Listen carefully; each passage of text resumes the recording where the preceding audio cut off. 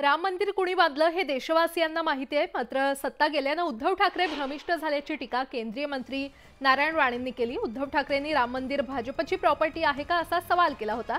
यावरून नारायण राणेंनी ठाकरेंवर टीकास्त्र डागले। तो छोड़ के 140 करोड़ जनता जानती है राम मंदिर कौन बनाया, मगर उसको कुछ अच्छा दिखता ही नहीं है, अच्छा बोल नहीं सकता है। इसलिए मैं बोलता हूँ पागल हो गया। अभी उसकी सत्ता जाने से वो क्या बोलता है उसको भी नहीं पता है। त्याला काय अक्कल आहे बराबर? त्याला म्हणा भाजपची प्रॉपर्टी नाही, राम देव आहे, तो सगळ्यांची प्रॉपर्टी होऊ शकतो, पण त्या रामाची आठवण आणि मंदिर हे भाजपने बांधलं।